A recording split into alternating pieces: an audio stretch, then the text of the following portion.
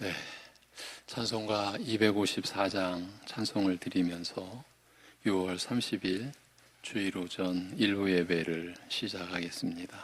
254장입니다.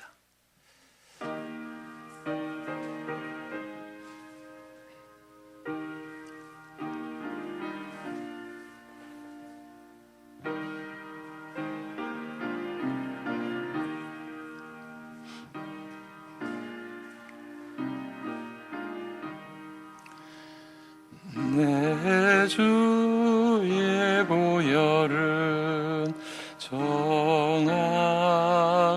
정하다. 내 죄를 정케 하신 주 나로라 하신다. 내가 주께로 지금 가오니 십자가의 보혈로 날 씻어 주소서. 약하고 추해도 주께로 나가면 힘 주시고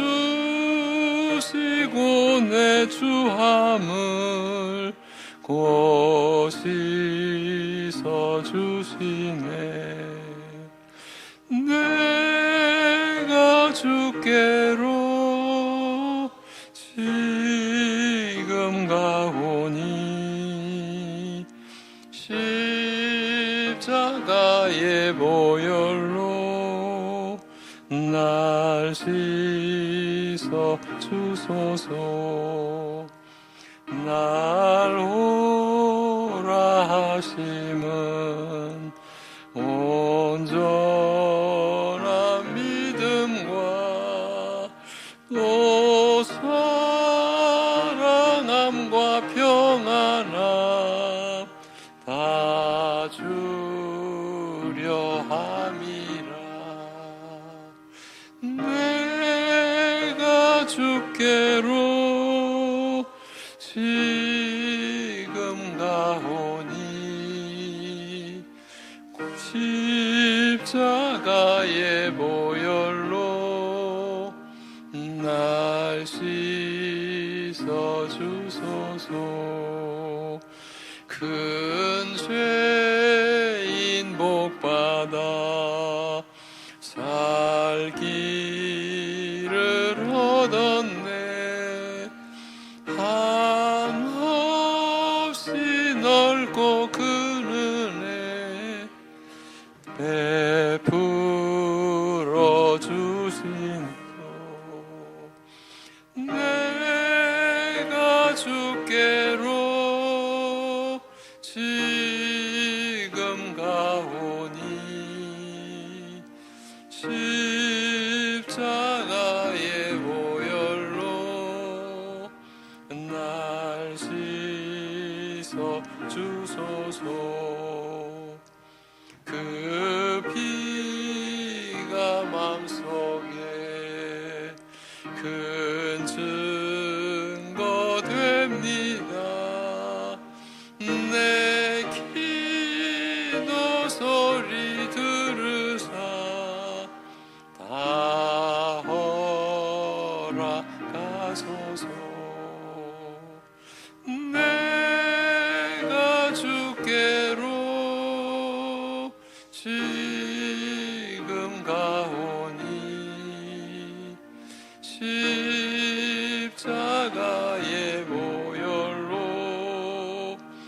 날 씻어 주소서. 아멘.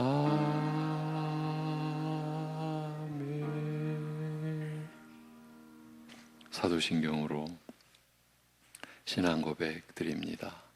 전능하사 천지를 만드신 하나님 아버지를 내가 믿사오며 그 외아들 우리 주 예수 그리스도를 믿사오니 이는 성령으로 잉태하사 동정녀 마리아에게 나시고 본디오 빌라도에게 고난을 받으사 십자가에 못 박혀 죽으시고 장사한 지 사흘 만에 죽은 자 가운데서 다시 살아나시며 하늘에 오르사 전능하신 하나님 우편에 앉아 계시다가 저리로서 산자와 죽은 자를 심판하러 오시리라.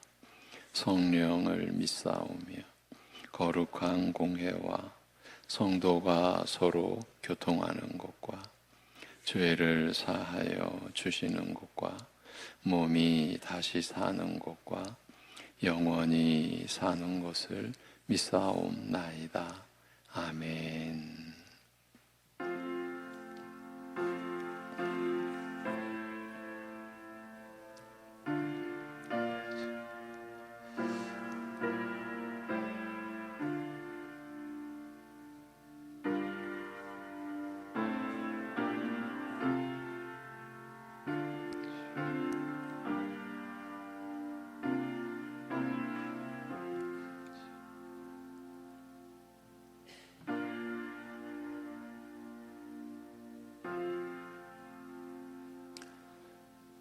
하나님이 세상을 이처럼 사랑하사 독생자를 주셨으니 이는 그를 믿는 자마다 멸망하지 않고 영생을 얻게 하려 하심이라.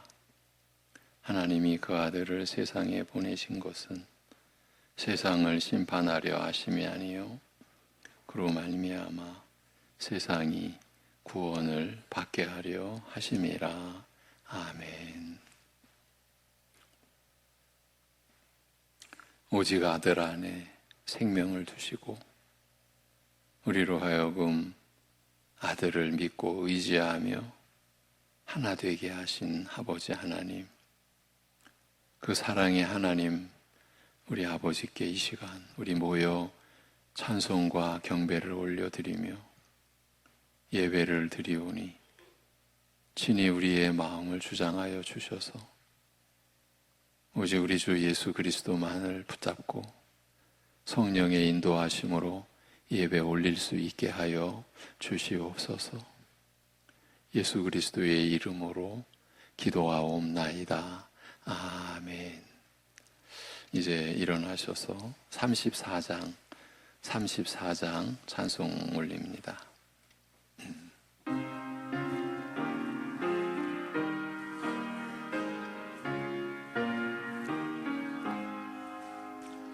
참 놀랍도다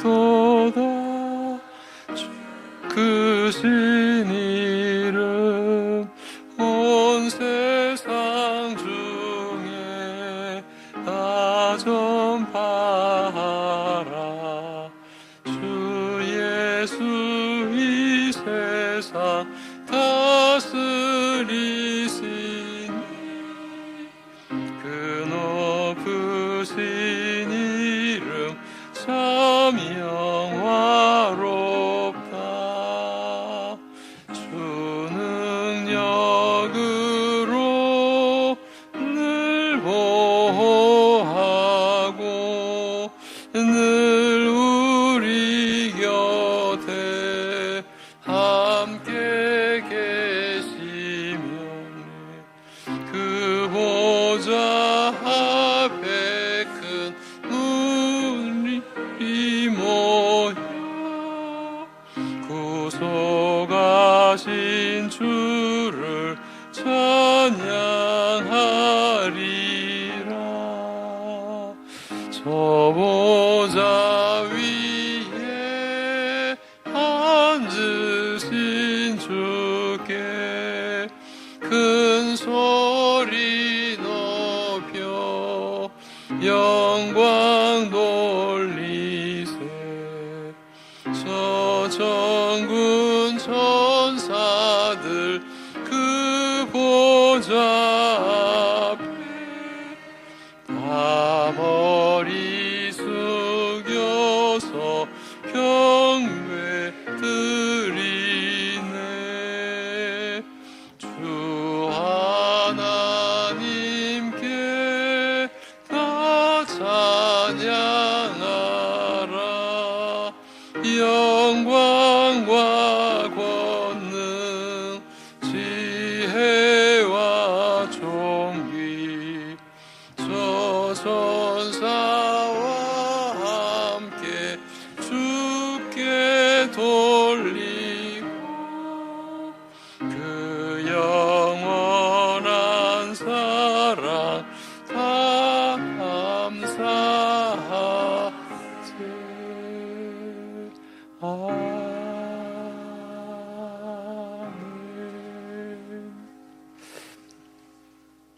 78번 교동문 78번 요한복음 14장입니다. 너희는 마음에 근심하지 말라. 하나님을 믿으니 또 나를 믿으라.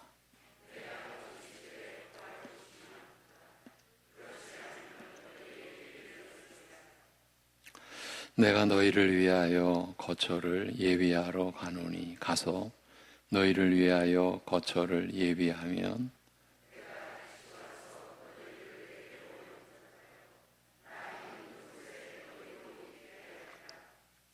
내가 어디로 가는지 그 길을 너희가 아느니라.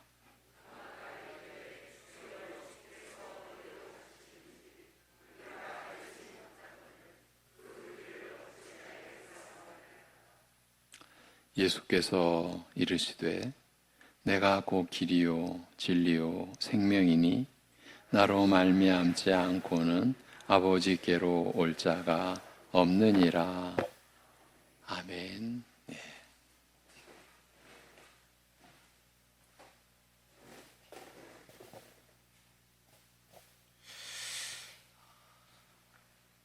우리의 찬양과 경배를 받으시기에 오직 합당하신 하나님 아버지, 이 주일도 저희들이 함께 모여 하나님을 예배하옵나이다. 지난 한 주간의 삶을 돌아볼 때에 참으로 하나님께 보일 것 없고 참으로 하나님께 나오기에 너무나도 부끄러운 모습일 뿐이오나 이러한 저희들을 거부하지 않으시고 오히려 저희의 마음을 이곳으로 인도하여 주시고 저희를 불러 품에 안아주시고 저희와 함께 하여 주시며 저희의 이 예배를 또한 기뻐 받아주심을 알기에 너무나도 감사드리옵나이다. 참으로 이 하나님의 정말 저희를 향한 사랑을 다시 한번 깊이 깨달아 알게 하여 주시옵시고 또 이 하나님만이 이 하늘에서 이 땅에서 어디를 둘러보아도 오직 홀로 빛나고 계시는 참으로 영광되신 분이심을 또한 저희가 다시 한번 깨달아 알게 하여 주시사 세상을 향하였던 저희들의 마음이 다시금 오직 하나님께로만 돌아올 수 있도록 은혜를 베풀어 주시옵소서. 오직 하나님을 향한 그 마음만이 저희를 살아가게 만들어 주시옵시고 하나님을 위하여서 살아가는 그 삶이 이 세상의 그 무엇과도 비교할 수 없는 참된 행복으로서 저희에게 깊이 느껴지게 하여 주시사 이 예배의 시간과 이후로의 모든 삶이 좀 하나님께 기쁨으로 드려지는 참으로 복된 예배의 삶이 될 수 있도록 또한 주님께서 저희들을 인도하여 주시옵소서. 이 시간도 저희를 향하신 그 하나님의 놀라운 말씀을 듣습니다. 그 진리의 말씀을 듣습니다. 정말 이를 정말 사람의 말로 저희가 결코 듣지 않을 수 있도록 하여 주시옵소서. 저희에게 주시는 참으로 하나님의 말씀으로 저희가 오직 받게 하여 주시옵시고 정말 이 말씀 앞에서 정말 저희가 가지고 있던 모든 것을 다 내려놓을 수 있도록 하여 주시옵시고 나 자신과 정말 내가 소중히 여겼고 내가 자랑하고 있었던 그 모든 것까지도 다 내려놓고 부인하고 오직 하나님과 하나님의 사랑과 하나님의 은혜만이 정말 우리를 주장할 수 있도록 은혜를 베풀어 주시옵소서. 이제 다음 주부터 유치부를 시작으로 또 여름 성경학교가 시작이 됩니다. 저희가 알고 참을 저희가 날마다 함께함으로 기뻐하는 그 주님을 또한 이 아이들이 정말 알기를 원하옵나이다. 그들이 그 말씀을 들을 때에도 다만 사람의 말로 듣지 않게 하여 주시옵시고 그들을 살리는 생명의 말씀으로 듣게 하여 주시옵시고 그들이 그 말씀을 믿음으로 받아서 참으로 살아계신 주님을 알게 하시고 그 주님과 함께함을 누릴 수 있게 하여 주시옵시고 그 주님 안에서 우리의 하나님을 참으로 나의 아버지라고 부르며 정말 하나님의 나라의 그 복된 삶을 누려갈 수 있는 그 은혜를 정말 누구 한 명 빠짐없이 모두가 풍성하게 누릴 수 있도록 주님 은혜를 베풀어 주시옵소서. 이 교회로 부르신 우리 모두를 참으로 주님의 자녀로서 불러주시기를 소원하오며 정말 그들이 이 시간에도 드리는 이 모든 예배를 통하여서 하나님만이 홀로 영광을 받아주시기를 다시 한번 간절히 소원하오며 예수님의 이름으로 기도드리옵나이다. 아멘.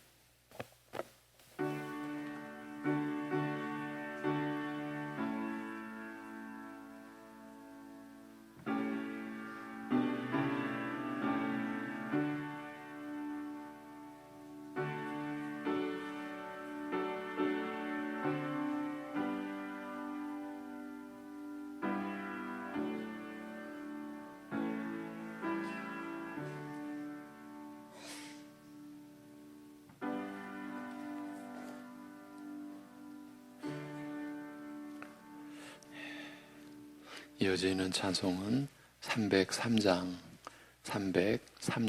찬송입니다.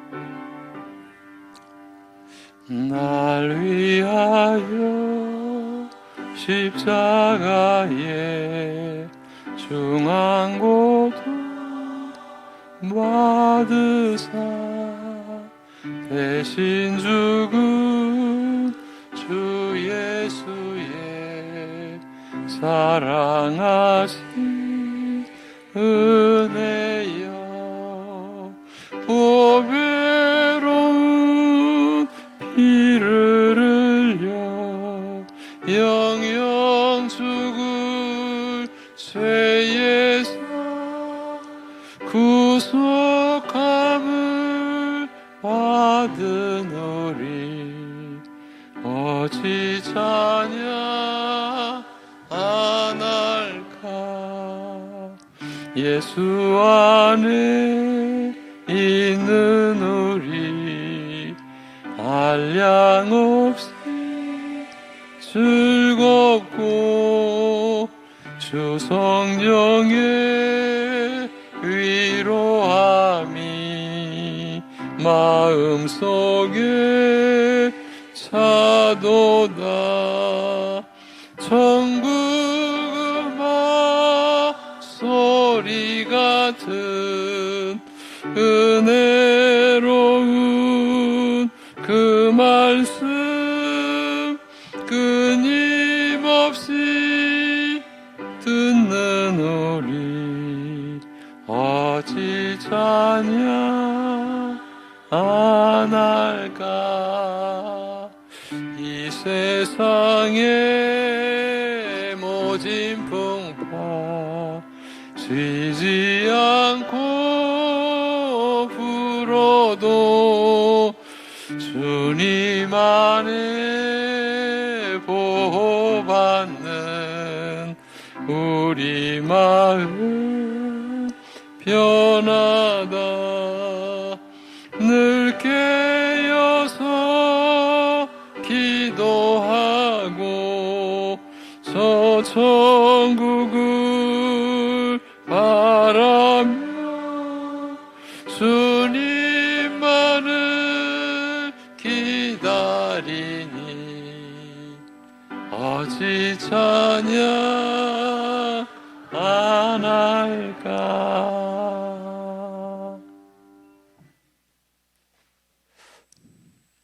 하나님 아버지 앞에서, 하나님 앞에서 우리 자신을 돌아봅니다.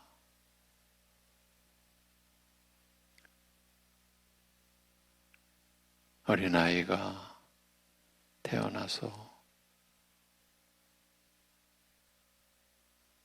자라날 때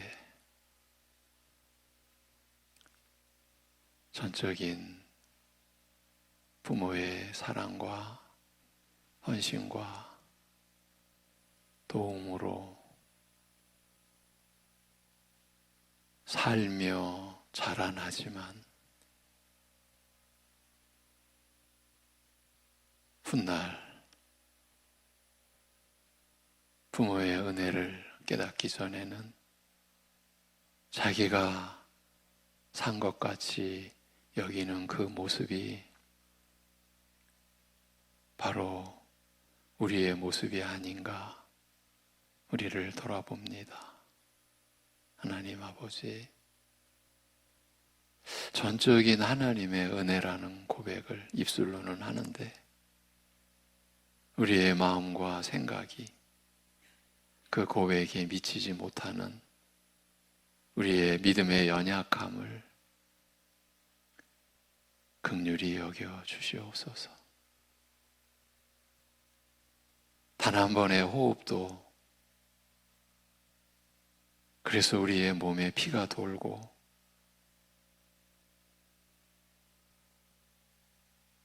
생명의 산소가 우리 몸에 퍼져가는 것도 하나님의 능력이요, 하나님의 간섭하심이요, 하나님의 은혜로 인한 것인데 우리는 내가 사는 것처럼, 내가 호흡하는 것처럼,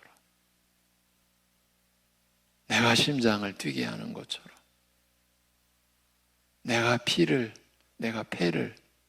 움직이게 하는 것처럼 그렇게 살고 나는 우리들을 아버지 하나님 긍휼히 여겨 주옵시고 우리의 생애가 하나님의 온전하신 사랑, 하나님의 전적인 은혜를 바로 알고 깊이 깨닫고 풍성히 누리는 생애가 되게 하여 주시옵소서.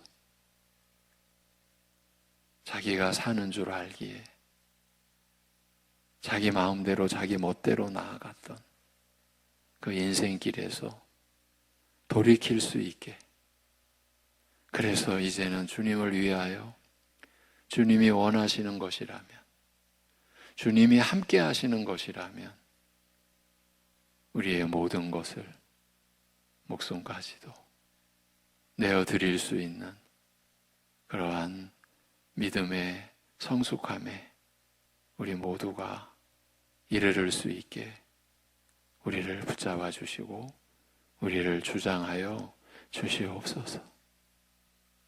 그러한 은혜의 아버지, 사랑의 아버지 하나님 앞에 오늘도 천지의 주제이시고 죄악과 사망과 사단의 권세 아래에서 우리를 구원하신 아버지 하나님 앞에 11조의 예물을 올려드리고 감사의 제목으로 자신의 마음을 드리고 선교와 건축과 성묘와 주일의 예물을 오직 자원함과 감사함으로 올려드리오니 사랑하는 성도들의 이 손길의 예물과 그 예물에 담긴 마음의 사랑과 헌신의 고백을, 다짐을 받아 주시옵시고 그 믿음을 지켜주셔서 한 주간도 일생도 오직 주님을 향하여 살아가는 일생 되게, 삶이 되게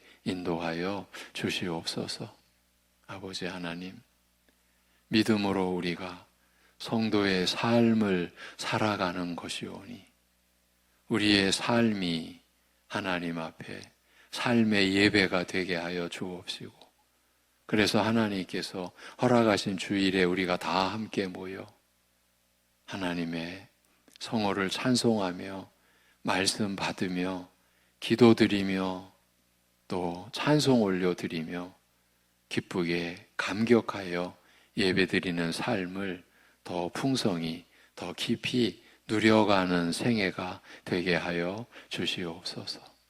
아버지 하나님, 오늘도 우리가 감당 못할 진리의 말씀, 하늘로부터 임하는 말씀을 이 땅의 육신을 가진 저희가 받을 때에 오직 성령께서 진리의 영으로 우리 안에서 역사하셔서 그 말씀이 우리의 심령에 새겨지고 우리의 마음을 풀어 헤쳐서 오직 하나님의 뜻으로 하나님의 말씀을 받을 수 있고, 그래서 우리가 살아갈 때에 사랑하는 성도들의 삶 속에서 그 말씀이 일하고 그 말씀이 역사하고 그 말씀이 열매 맺는 일들이 일어나게 하여 주시옵소서. 이 모든 것을 감사드리며 우리 주 예수 그리스도의 이름으로 기도하옵나이다. 아멘. 요한일서 3장 16절입니다.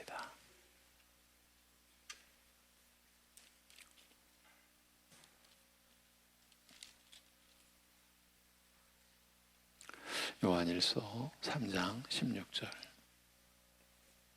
사랑이라는 제목입니다. 사랑이라는 제목으로 요한일서 요한일서 3장 16절. 그가 우리를 위하여 목숨을 버리셨으니 우리가 이로써 사랑을 알고 우리도 형제들을 위하여 목숨을 버리는 것이 마땅하니라. 아멘. 이제 합독하시겠습니다. 다 같이.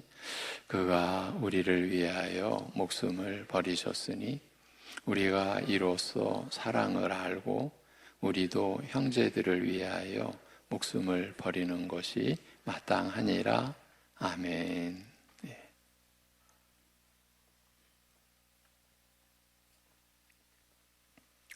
요한 사도는 성도의 삶에서 의와 사랑이 얼마나 필수적이며 그 두 요소가 얼마나 긴밀히 연결되어 있는가를 얘기했었습니다. 의에 대한 반응에 따라서 이 세상은 두 왕국으로, 두 나라로 나뉘어져 있고, 그것은 곧 의에 대한 사랑이냐 아니면 의에 대한 미움이냐를 따라 구분된다고 했습니다. 그리고 지난주에 살핀 13절에서 15절 말씀을 통해서는 그 각 왕국, 그 각 나라의 백성들은 어떻게 구분되는가를 얘기했었습니다. 영적 측면에서 서로 대적하는 사이이며 각 왕국에 속한 자들은 형제에 대한 사랑이나 미움을 통해 그 소속을 확인받게 되어 있다는 말씀이었습니다. 형제에 대한 사랑이나 미움은 단지 사람이 가지는 여러 가지 감정의 그 형태, 감정의 모습 중 하나이기 전에 그가 속한 영적 왕국이 어디인지를 보여주는 결정적인 증명서와 같다는 것입니다. 운전을 하시는 분들은 그 증명서를 갖고 다니죠. 자격증을 딴 그 증명서를 갖고 다니죠. 대개 또 주민등록증 또 갖고 다니죠. 요즘엔 병원 갈 때도 꼭 필요하고. 근데 우리 신자의 증명서는 따로 있다라는 거예요. 자신의 신분을 보여주고 결정해주는 소속 증명서가 따로 있다. 형제는 다른 신자라고 그랬습니다. 다른 신자에 대한 사랑이냐 미움이냐, 그것이 자기가 속한 영적 나라가 어디인지를 보여주는 결정적인 증명서라, 이 말씀을 우리가 나눴습니다. 영적 측면에서 어느 한 사람이 어느 나라에 속했는가를 증명하는 것은 여권이나 호적 등본 같은 그런 서류가 아니라 바로 그 사랑이나 미움이라는 것입니다. 하나님 나라에서 결코 소홀히 해서는 안 되는 가장 중요하고 기본적인 속성은 바로 의와 사랑, 이 두 가지가 균형 잡힌 모습이라는 말씀이었습니다. 요점을 다시 들려드리면 형제, 곧 다른 신자에 대한 사랑이냐 미움이냐는 다름 아닌 예수 그리스도에 대한 믿음으로 사느냐 마귀를 따라 사느냐를 나타내고 보여준다는 것입니다. 그래서 여러분과 이 요한 일서를 나누면서 매 시간마다 제가 참 무거운 마음으로 과연 우리가 이 말씀을 감당할 수 있을까요? 이런 질문을 우리 자신에게 지금 하고 있는 겁니다. 우리 거의 모두가 같은 심정일 것입니다. 그런 다음 사도는 계속해서 주님과의 사귐을 깊이 가지려는 자들을 위해 하나님의 뜻을 전하고 있습니다. 우리 신자들을 위해 하나님의 뜻을 밝혀주고 있는 거죠. 사도는 우리가 알아야 할 것이 있다고 말합니다. 첫 번째는 사랑이 무엇인지에 대해 바르게 이해해야 한다고 말합니다. 오늘 주제입니다. 사랑이 무엇인지를 알아야 한다는 겁니다. 사도는 우리의 신분을 증명하는 것은 사랑이라고 하면서 곧바로 서로 사랑하라는 명령으로 나아가지 않습니다. 사랑이 우리의 신분을 증명하는데 그러니 서로 사랑하라 이렇게 즉각적으로 나아가지 않습니다. 그 전에 사랑이 무엇인지에 대해 우리 모두가 알아야 한다. 명확한 이해를 가지는 것부터 시작해야 한다고 합니다. 여러분도 충분히 아시겠지만 오늘날 사랑이라는 말처럼 혼탁해지고 그 의미가 왜곡된 다른 말은 찾아보기가 힘들 것입니다. 세상은 하나님께 속한 모든 좋은 것을 왜곡시키고 변질시키며 혼란하게 해서 그 본질을 알아보지 못하게 하는 일에 탁월합니다. 구원이라는 말도 아무데나 막 갖다 붙이죠. 구원자, 메시아 이런 말도 아무 때나 갖다 막 붙입니다. 그 말이 얼마나 중요한 말이고 얼마나 무서운 말인지 물론 모르니까 그런 거죠. 사랑이라는 말도 얼마나 남발되고 있는지 모릅니다. 온 세계 각계각층에서 자기 나름대로 사랑을 정의합니다. 그러나 사도는 사랑이 무엇인지에 대해 우리 그리스도인들이 모두 다 함께 알고 있어야 할 사실은 이것이라고 말합니다. 그가 우리를 위하여 목숨을 버리셨으니 우리가 이로써 사랑을 안다고 합니다. 우리는 예수님께서 우리를 위하여 목숨을 버리셨다는 사실에서만 사랑이 무엇인지를 안다는 그 뜻입니다.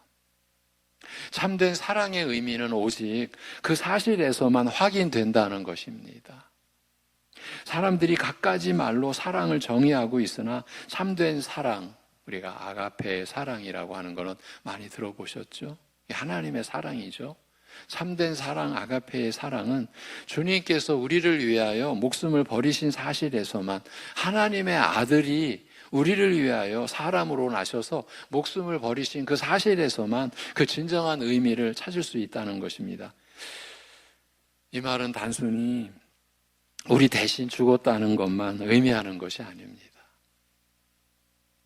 자기 목숨을 버리셨다는 말 중에서 버렸다는 말은 내려놓다, 옆으로 제쳐놓았다라는 의미입니다.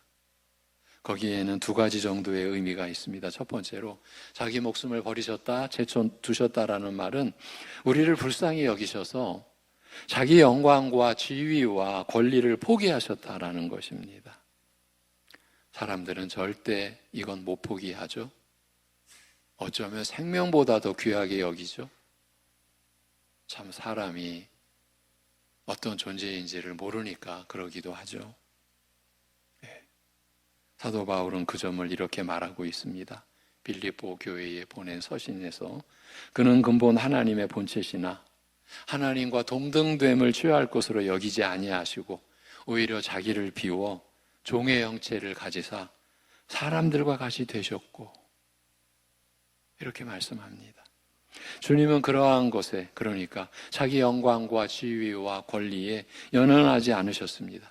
그는 자기 자신의 생명이나 자기 영광의 높으심을 생각지 않으시고 낮고 천한 이 땅에 내려오셔서 사람들과 같이 되셨습니다. 예수님은 자기에게 있는 모든 것을 자기를 위해 사용하지 않으셨습니다. 예수님께 하늘과 땅의 통치자 되신 권한이 있었으나 그 권세가 있었으나 예수님은 자신의 권한을 주장하지 않으셨습니다. 생각지 않으셨습니다.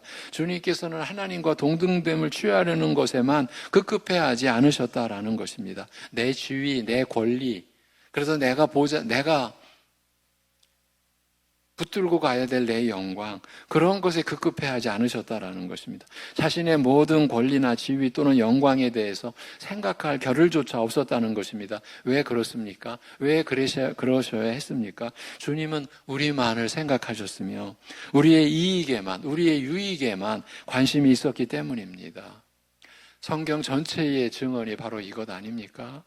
우리가 죄악으로부터 노임을 받아 구원받는 것에만, 그 죄와 사망과 사단의 권세에서 구원받는 것에만 온 신경을 다 쓰신 것입니다. 그것만을 생각하신 것입니다.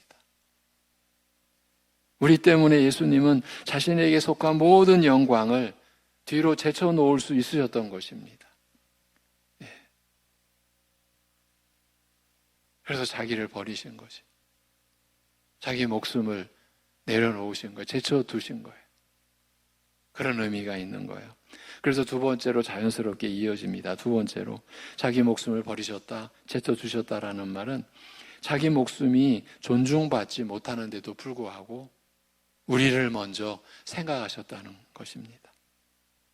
예수님은 하늘 영광 버리시고 이 땅에 자원하여 내려오셔서 인간의 육신적인 한계에 자신을 일부러 가두시고 어린아이로 이 땅에 태어나 말 구유에, 말 밥그릇에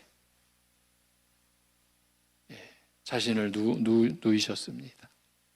그렇게 태어나셨습니다.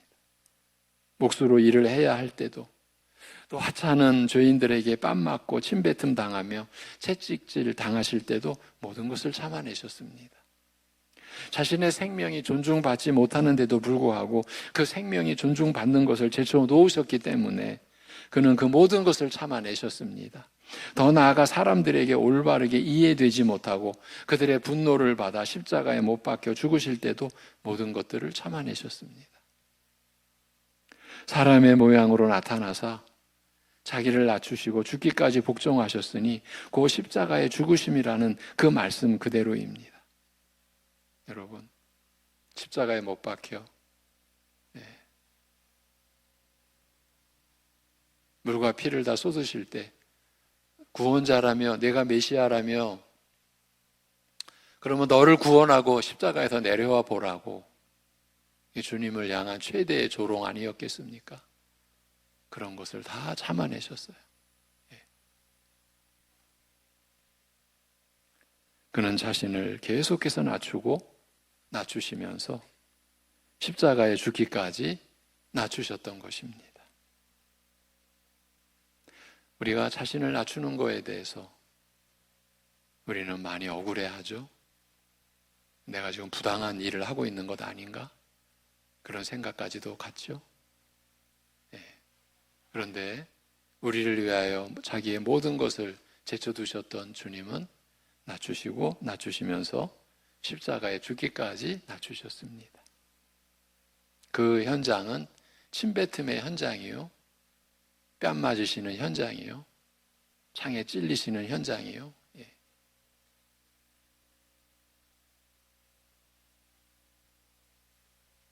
온갖 수치와 모멸과 그 현장이었습니다.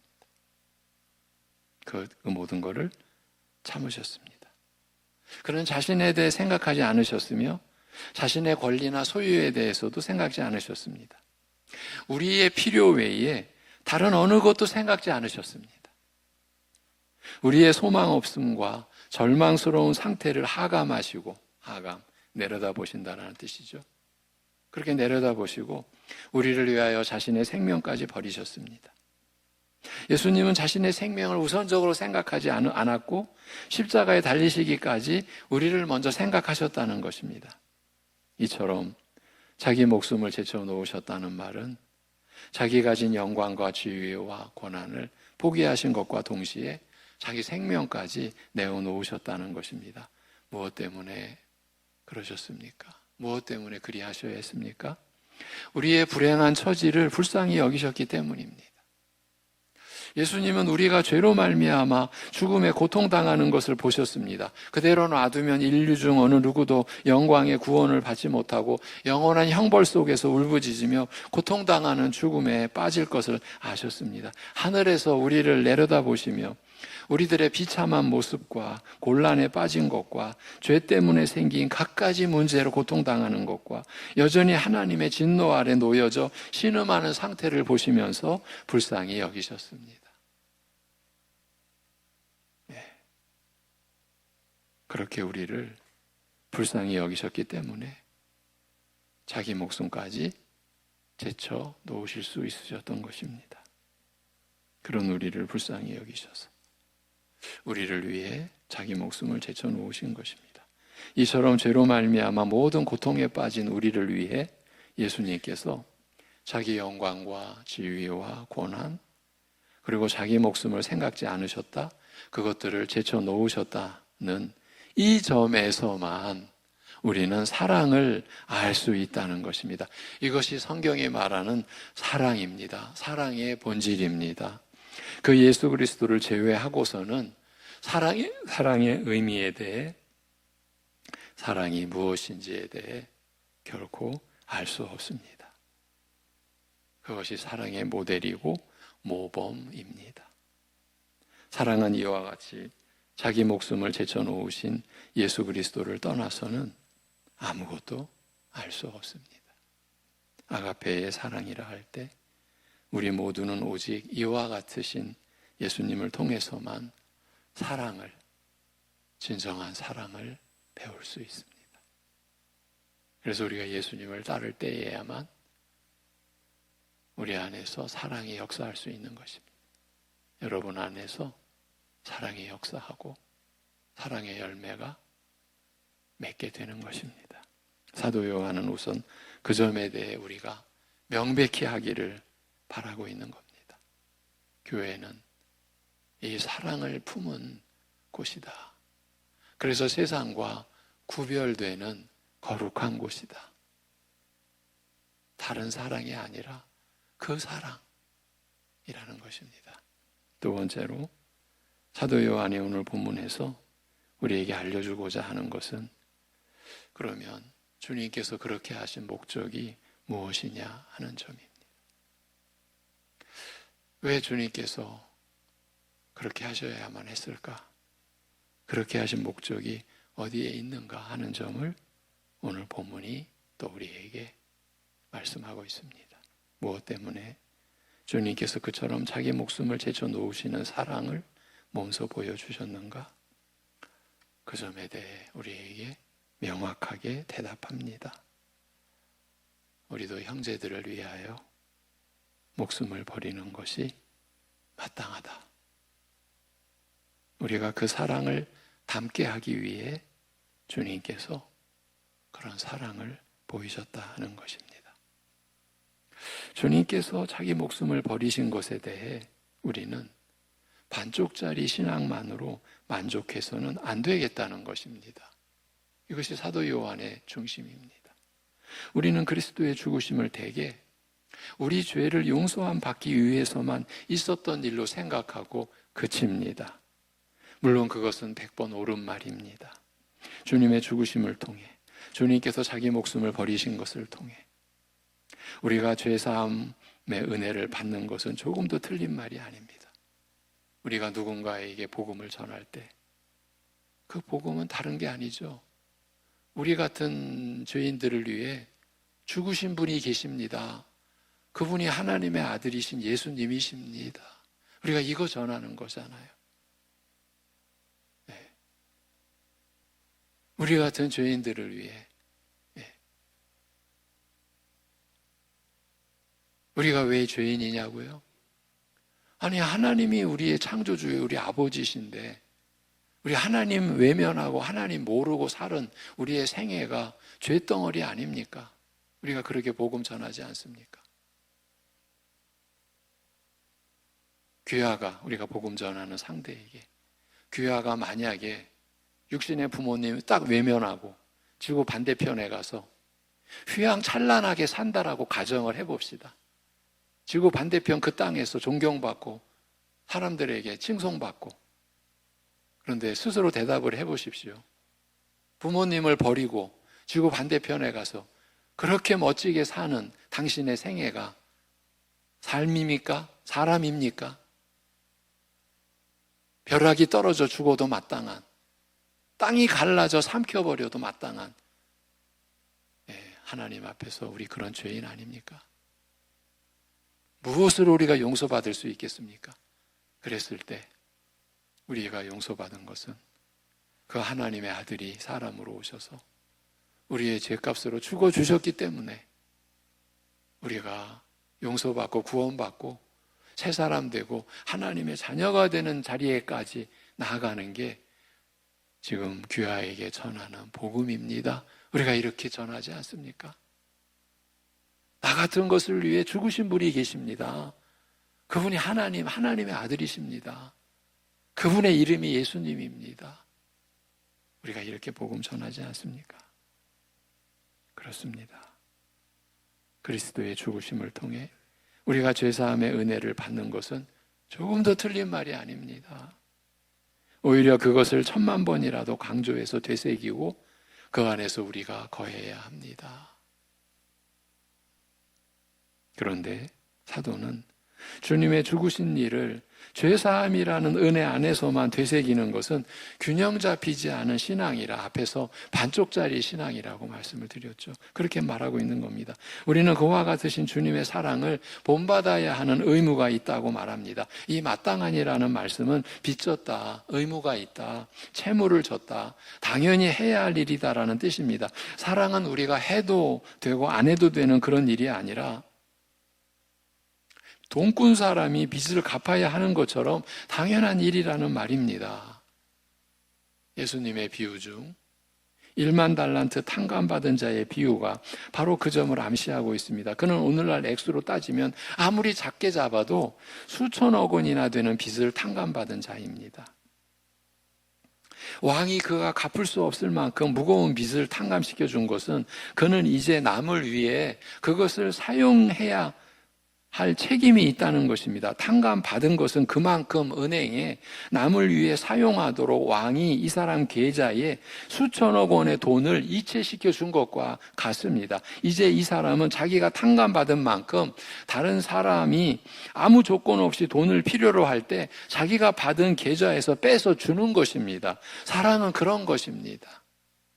우리는 원래 사랑이 없었습니다. 우리는 근본적으로 마귀의 자녀요, 가인의 후손이었습니다. 그런데 하나님이 우리를 사랑하사 그 아들의 목숨이라는 이 무한한 가치의 사랑을 우리의 심령에 쏟아 부어 주셨습니다. 여러분, 우리가 받은 사랑의 가치는 무한합니다. 왜? 그 아들의 목숨이라는 무한한 가치의 사랑이 이기 때문이죠. 그 사랑을 우리의 심령에 쏟아 부어 주셨습니다. 아무리 퍼냈어도 다 쓸 수 없을 만큼의 막대한 분량의 사랑입니다. 우리는 남을 사랑할 때 내 재산을 가지고 하는 것이 아닙니다. 주님께서 주신 것으로 사랑하는 것입니다.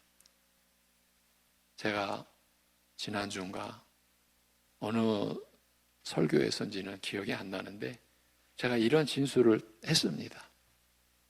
세상과 하나님 나라를 이렇게 구분한 겁니다. 세상은 계산하는 나라.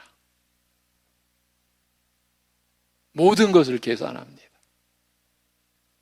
하나님 나라는 계산하지 않는 나라, 계산이 없는 나라.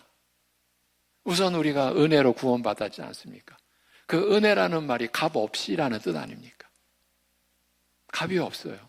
그러니까 계산할 수가 없는 거예요. 계산이 성립이 안 되는 거예요. 이게 사랑을 베푸는 근거죠. 예. 우리는 남을 사랑할 때 내 것으로, 내 재산을 가지고 하는 것이 아닙니다. 주님께서 주신 것으로 사랑하는 것입니다. 그런데 이 1만 달란트 탕감받은 자는 다른 사람에게 100만 원도 주지 않으려 함으로써 심판을 받는다는 그 얘기입니다. 그 비유입니다. 그건 빚 갚으라고 준 돈을 흥청망청 써버린 불황당과 같은 이치입니다. 우리가 형제를 사랑하지 않는 것이 꼭 그와 같다는 비유입니다. 용서하는 것도 사랑의 일부분입니다. 우리는 주님께 받은 것을 다른 사람에게 주는 것입니다. 예수님이 왜 자기 목숨을 제쳐놓으셨다라고 했습니까?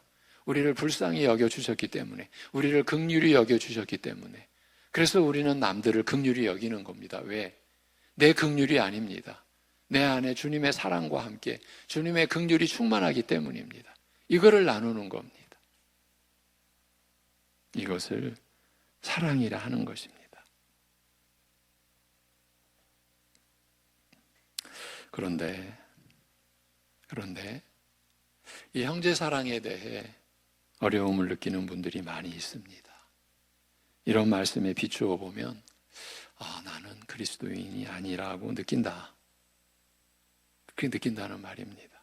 솔직하게 보자면 자신들이 어떤 그리스도인을 좋아하지 않기 때문에, 그러니까 다른 신자를 좋아하지 않기 때문에 이와 같이 형제를 위하여 목숨을 버리는 것이 사랑이고, 그 사랑이 성도된 증명서라면 자기는 그리스도인이 아니지 않는가 하는 생각에 괴로워하는 것입니다.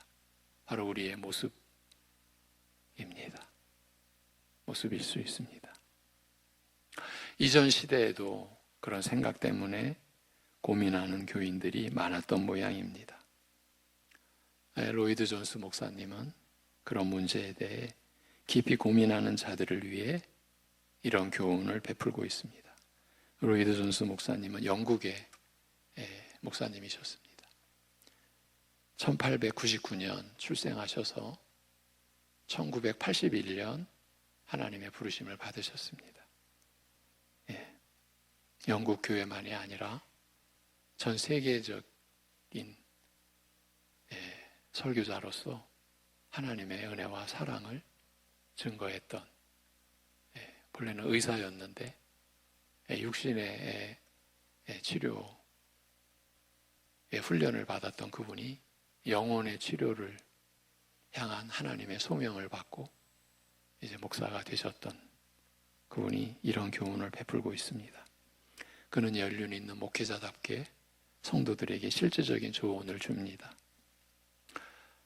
사랑하는 것과 좋아하는 것을 혼돈하지 말라는 것입니다. 우리는 형제를 다 좋아하라고 요청받고 있지 않다는 것입니다. 저들을 사랑하라고 명령받고 있지만 좋아하라고는 명령받고 있지 않은 것입니다. 좋아한다는 것은 무엇입니까?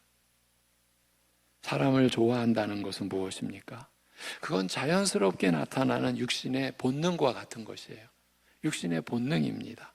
노력의 결과로서가 아니라 그냥 성향이나 취미 혹은 그가 가진 육신적이고 환경적인 조건에 따라 그냥 좋거나 싫은 정도의 감정이 좋아한다는 말입니다. 기질이나 성향에 따라 이런 식의 좋아하는 모습은 각양각색일 수 있습니다. 그렇죠. 운동을 좋아하는 분이 있고 운동을 좋아하지 않는 분이 있습니다. 저 같은 사람 운동 너무 좋아합니다. 그것뿐만 아니라 저는 생존 운동을 합니다. 저는 운동 안 하면 안 되니까. 본래 저혈압에 맥박도 서맥이었어요. 여러분 7, 80, 저는 5, 60이에요. 제 생애에 딱 한 번 쓰러진 적 있어요. 아내 앞에서. 죄송합니다. 한나가 갓난아기 때 갓난아기 위로 그냥 멀쩡히 대화하다가 그냥 넘어졌어요. 그냥 너무 자연스럽게 나는 마치 넘어져야 되는 존재 하는 것처럼 그냥 쓱 쓰러진 거예요. 그게 저혈압의 위력이에요. 아내도 놀랬고 제 자신도 놀랬습니다. 5, 60의 맥박 그리고 저혈압. 지금은 많이 올라갔습니다. 지금은 이제 일반 수치인데 아직도 맥박은 느립니다. 그러니까 저는 몸을 활성화시켜주기 위한 생존 운동을 합니다. 그런데요, 제가 운동하면서 말씀의 진리를 깨닫는 그런 환경이 일어납니다. 제가 한두 가지는 제가 증언을 했습니다. 그 이상입니다. 그런데 제가 왜 운동과 관련된 그런 깨달음을 제가 여러분과 나누지 않느냐? 여러분 중에는 운동을 아예 싫어하는 분들이 계시거든요. 그게 좋아한다, 싫어한다 그 개념인 거예요. 그럼 어쩔 수가 없어요. 체질이고 성향이고 노력의 결과로서가 아니란 거예요. 그러나 사랑한다는 것은 전혀 다릅니다. 사랑한다는 것은 하나님의 관점에서 생각해 보아야만 하는 것입니다. 하나님의 관점에서 나오는 것입니다. 사랑은 저절로 나오는 것이 아닙니다. 또 마음에서 좋아하는 어떤 성질이 나오느냐 나오지 않느냐와도 관계없습니다. 사랑은 감정을 넘어서는 것입니다. 그리스도의 십자가에서 우러난 그 사랑, 지금 우리는 그 사랑을 언급하는 겁니다. 그 사랑은 감정을 넘어서는 것입니다. 무슨 말이냐면 기질적으로나 감정적으로는 별로 좋아할 수 없는 상대에게도 기질적으로나 감정적으로는 별로 좋아할 수가 없어요. 그런 상대에게도 주님의 사랑을 닮은 사랑으로 대해주는 것입니다. 왜? 감정을 넘어서는 것이기 때문에. 그러니까 취향대로 하자면 가까이 하고 싶지 않은 사람에게도 친절하게 행동하고 온유하고 자비롭게 대하는 것입니다. 이 사랑은 육신적인 취향이나 환경적인 조건에 따라 매력을 느끼느냐 아니냐 하는 것과 아무 관련이 없습니다. 그런 차원에서 보면 좋아할 수 없음에도 불구하고, 더 나아가 육신적인 입장에서 보면 하기 싫은 일인데도 불구하고, 내 육신적인 입장에서 하기 싫은 거예요. 그런데도 불구하고 그 장애물을 넘어서 기꺼이 행하는 것입니다. 그러니 좋아하지 않는 자들을 사랑할 수 있는 것입니다. 비록 우리는 본능적으로 상대의 이런저런 모습이 싫은데도 불구하고, 여러분, 우리 얼마나 하찮은 것 가지고 좋고 싫음이 나옵니까? 아, 저 사람은 왜 이렇게 말이 빨리 해? 그게 싫은 거예요. 아, 저 사람은 왜 이렇게 말이 느려? 그걸로 싫어요. 그게 우리의 육체적 본능이에요.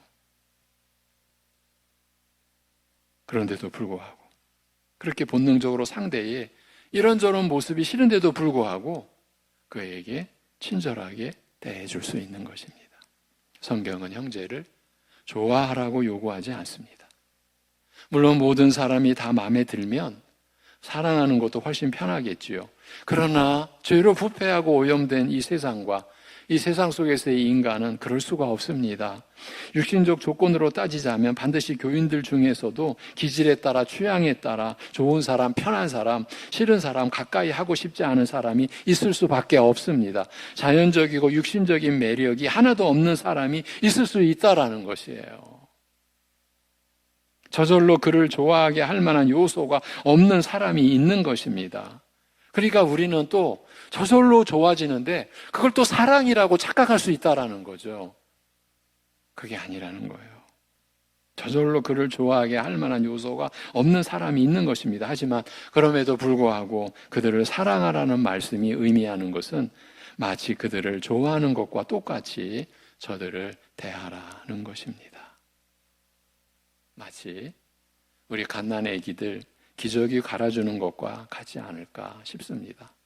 냄새나는 그 기저귀 자체가 좋아서 갈아주는 부모는 없을 것입니다. 그런데도 부모들은 싱글벙글하면서 기꺼이 갈아줍니다. 마찬가지 아닐까요? 그리스도인은 모든 사람이 좋을 수 없습니다. 그러나 좋아하지 않는 사람도 사랑할 수 있습니다. 좋은 감정은 취향이지만 사랑은 그 이상이기 때문입니다. 세상 일반 사람들은 그렇게 하지 않습니다.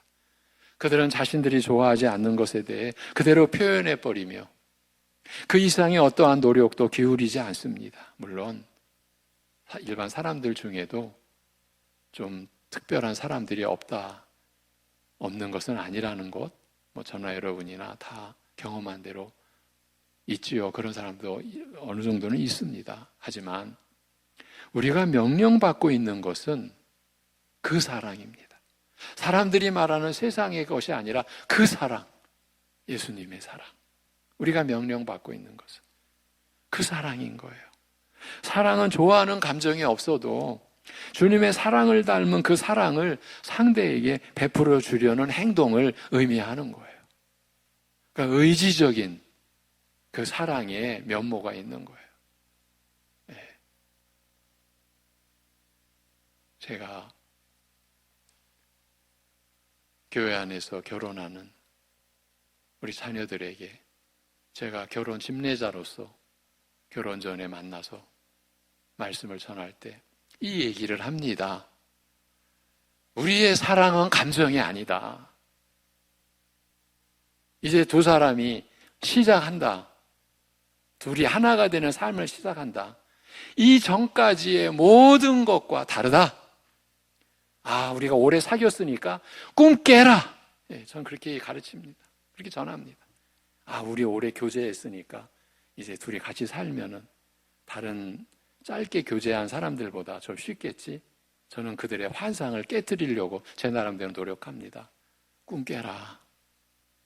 전혀 다르다. 저는 지금 사랑의 얘기를 하는 겁니다. 주님의 사랑으로 둘이 하나가 되어져 가는 게 그게 가정이다, 결혼이다. 그 결혼, 그 가정을 통해서 하나님은 무엇을 목적하셨느냐 하면은 창조주와 피조물이 하나가 될 수 있다라는 것을 가정을 통해서 보여주시는 것이 온 세상에 존재하는 가정이다. 그게 결혼이다. 그러니 감정이 아니다. 좋아하는 느낌이 아니다. 그거는 의지다.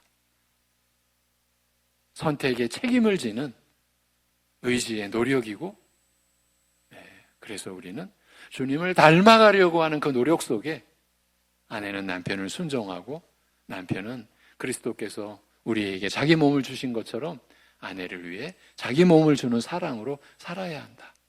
그거를 전하거든요. 여러분, 지금 우리가 그 말씀을 받는 거예요. 사랑은 좋아하는 감정이 없어도 주님의 사랑을 닮은 그 사랑을 상대에게 베풀어 주려는 행동을 의미합니다. 그럴 때 어디까지 우리는 남을 사랑해야 하는 의무가 있는가? 주님께서 자기 목숨을 버리신 거기까지라는 겁니다. 그러니 자기 지위, 자기 무슨 권리,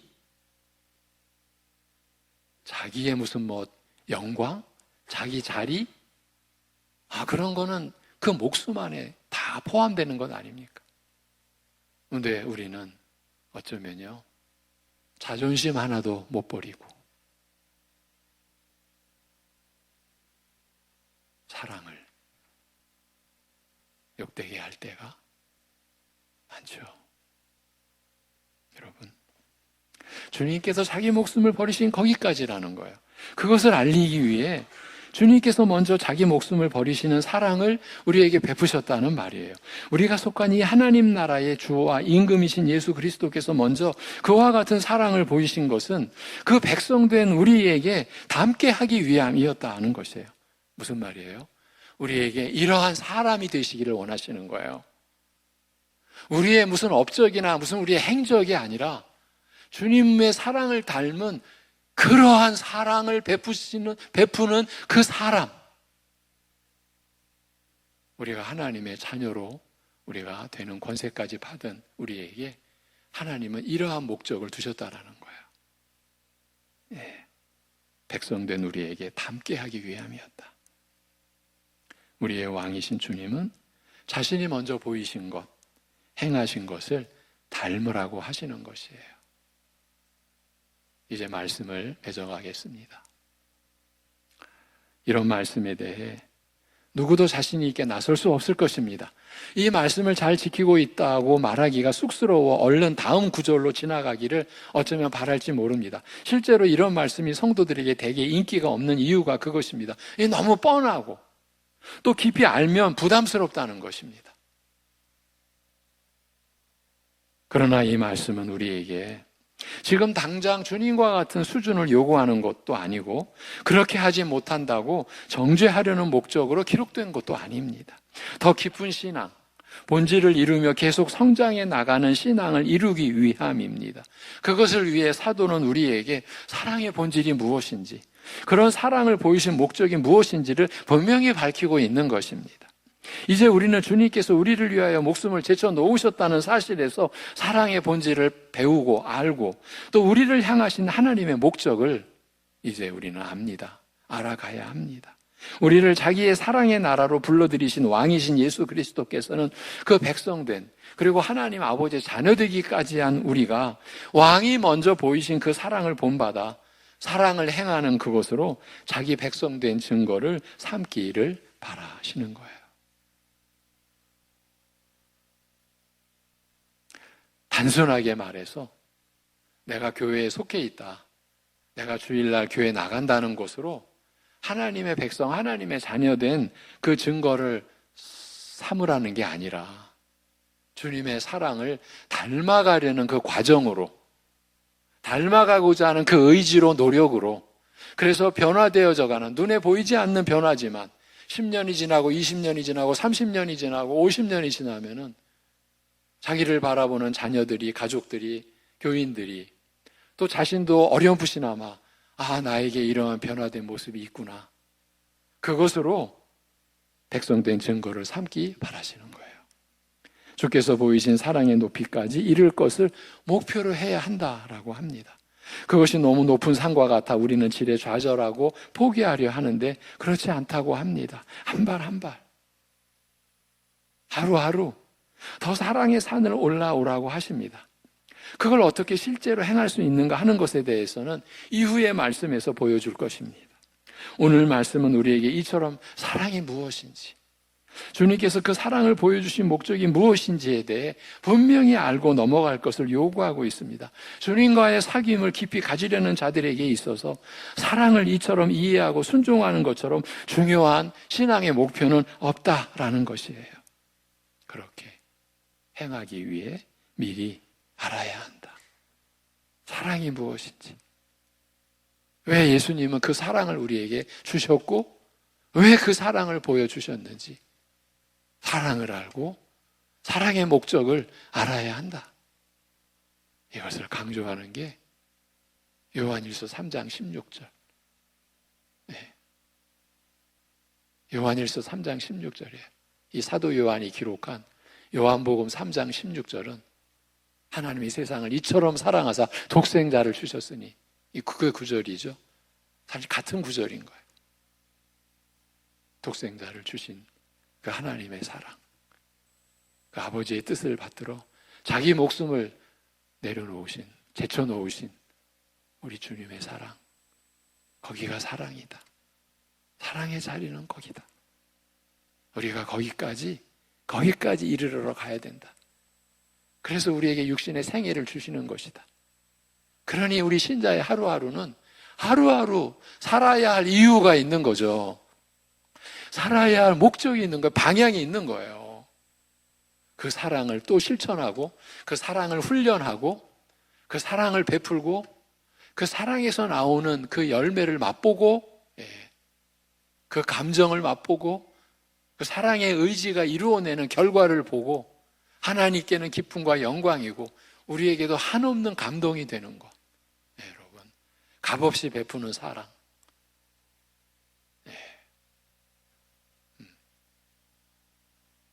기도하겠습니다. 하나님 아버지, 우리가 하나님 나라에 속한 자로 살아간다라는 이러한 깨달음의 역사가, 믿음의 역사가 우리 안에, 사랑하는 우리 성도들 안에, 심령 안에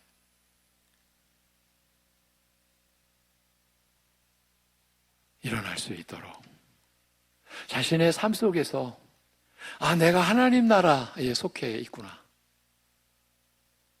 영원한 그 사랑의 나라, 우리 예수님이 그 사랑의 나라의 주가 되시고 임금이시라고 하는 그 고백이 있어. 그래서 주님이 나에게 보여주신 그 사랑, 자기 목숨을 제쳐놓으신 그 사랑, 하나님과 동등됨을 취할 것으로 여기지 않으시고